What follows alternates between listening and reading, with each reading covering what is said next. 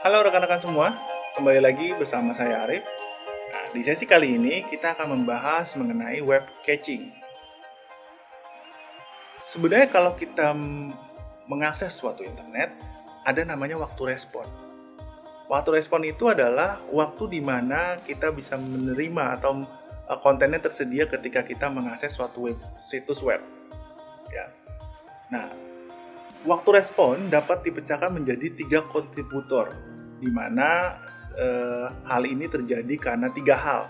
Ada namanya network delay, ya, waktu dibutuhkan untuk permintaan HTTP untuk bepergian ke internet, maksudnya dari tujuan. Jadi ketika kita ingin mengakses suatu URL, sebenarnya ketika kita klik go atau enter, nah sebenarnya berpergian ya ke internet, ke satu halaman website tertentu. Nah, terus ketika ada dapat responnya, akan dikembalikan lagi ke jaringan internet, baru ke sisi klien. Terus ada lagi namanya processing delay. Nah, ini terjadi biasanya di sisi server.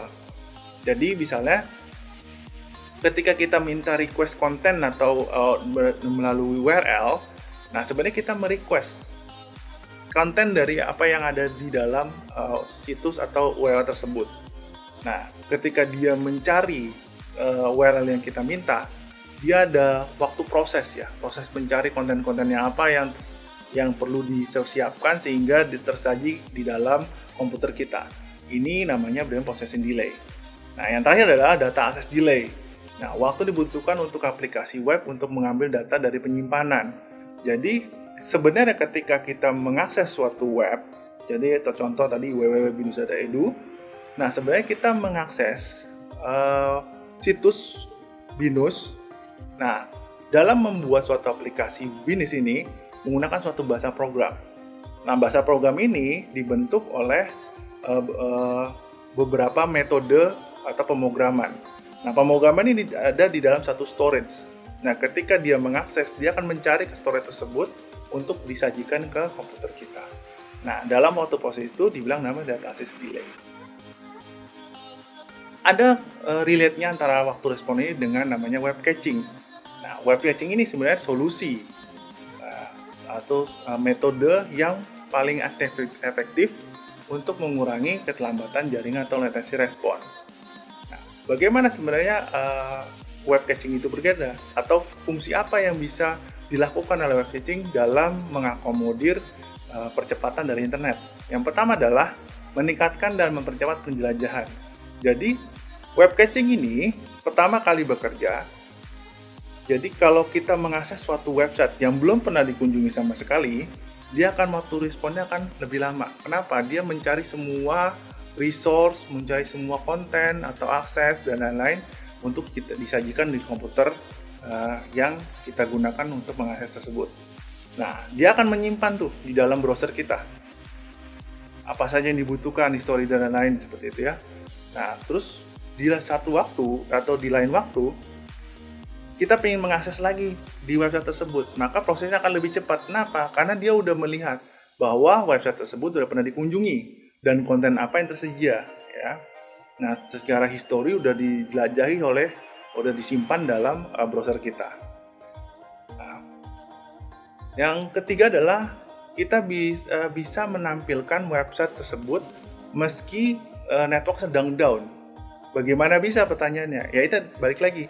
Karena kita sudah pernah mengakses website tersebut, jadi dia akan menampilkan website konten yang tersedia. Contoh ya, kalau kalian pernah mengunjungi website detik.com misalnya, ketika networknya down, kadang-kadang tuh ada satu konten yang tidak terjadi, ada bentuknya yang X. Nah, itu konten-konten biasanya yang tidak terdownload karena tidak terima sebelumnya. Tapi konten yang lain disajikan itu yang pernah kalian kunjungi yang latest terakhir. Seperti itu. Nah, caching juga bisa dijadikan sebagai indikator berhasil atau tidaknya suatu konten terindeks dalam mesin pencarian. Nah, ini biasanya caching ini setiap browser pasti ada. Dia selalu menggunakan beberapa resource dalam untuk mengakomodir caching tersebut. Ada 2 jenis web caching. Yang pertama adalah untuk server side. Website-nya dibagi beberapa bagian lagi. Ada namanya full page untuk menyimpan semua web secara lengkap. Terus ada lagi namanya DNS cache. DNS cache untuk nyari nama domainnya. penggunaannya. Terus ada lagi namanya CDN cache untuk jaringan server terdistribusi. Terus ada lagi object cache. Nah, object ini untuk kita melihat website yang sama, terusnya ada konten-konten teks, video, dan gambar dan lain untuk bisa.